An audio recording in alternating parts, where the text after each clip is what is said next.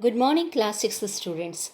I hope you all are in tip top condition and have written down the questions and answer and also backside exercises that I had uploaded last week in the school app. Today I am going to teach you a poem, Imagination, written by George Bernard Shaw. Let me throw some light on this great writer. George Bernard Shaw was born on 26th July 1856 and died on 2nd November 1950. Bernard Shaw was an Irish playwright, critic, polemicist, and political activist. His influence on Western theatre, culture, and politics extended from the 1880s to his death and beyond. He wrote more than 60 plays, including major works such as Man and Superman, Pygmalion, and Saint John. Shaw became the leading dramatist of his generation, and in 1925 he was awarded the Nobel Prize in Literature. Let me give you a brief summary of the poem Imagination. Dear students, in the previous chapter, we learned that Matilda travels different places of the world while reading the books. We find something similar in the present poem. Here, the poet recalls his childlike fantasy and imagination that he experienced through reading the books. While reading the books, sometimes he imagines that he has become pirates and sometimes cowboys. In his world of fantasy and imagination, he travels to the moon. He lives and goes hunting and fishing with the Eskimos. He spends time in the African forest with Dr. Livingstone, and he goes and hides in America with Huckleberry Finn.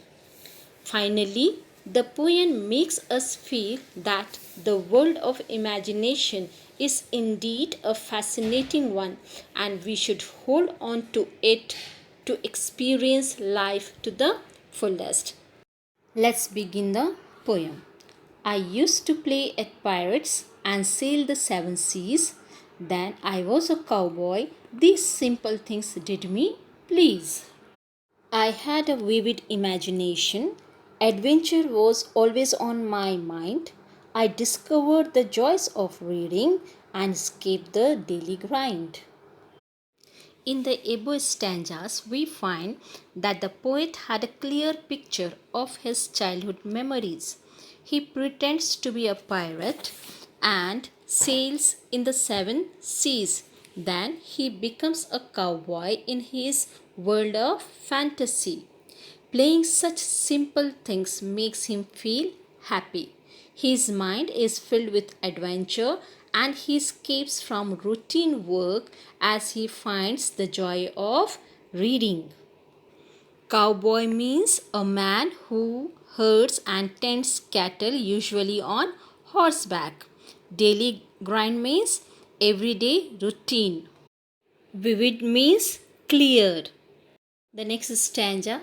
Once I lived with the Eskimos in the land of ice and snow, went hunting and fishing. My fantasy was all aglow. I read a book of Jules Verne and went off to the moon. It was just to take a look, then it was time to return.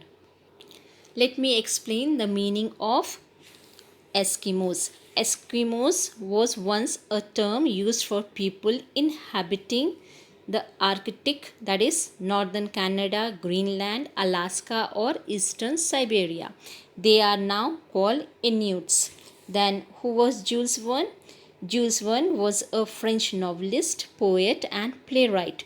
He wrote a book called From the Earth to the Moon in 1865.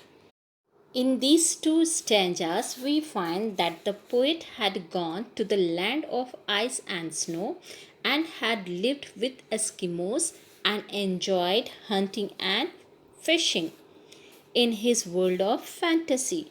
He also went to the moon to have a glance of it and was back to the earth while reading a book of Jules Verne.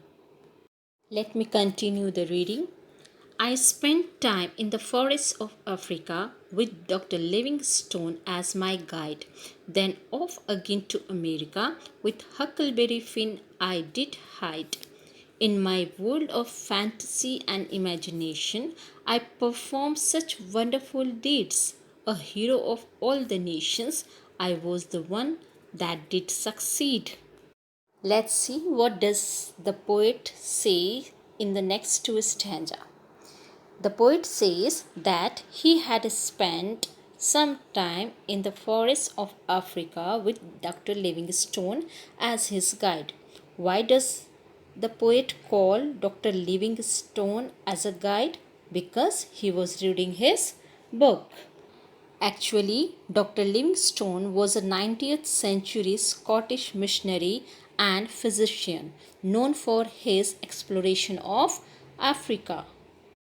Later, he went to America with Huckleberry Finn, where he hid himself because Huckleberry Finn is a fictional character created by Mark Twain. His adventures are documented in the book The Adventures of Huckleberry Finn.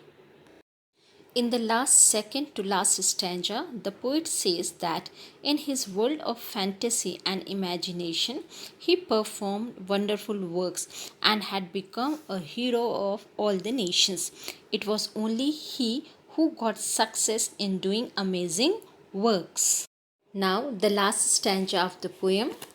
Then I grew up my childish world at an end. I had become serious, it nearly drove me around the bend. I still do like the mysterious. This is the message I am trying to send. In the last stanza, we find the poet's world of fantasy comes to an end when he grows up. He becomes more serious, that drives him around the bend. Around the bend means to become angry and irritated, but he still holds on to his love for the mysterious. So I think you have understood it well. Just revise the poem and also write down the question and answers and book exercises that I have uploaded on Google Drive. I will meet you in next video lesson with new lesson. Till then, take care and have a nice time.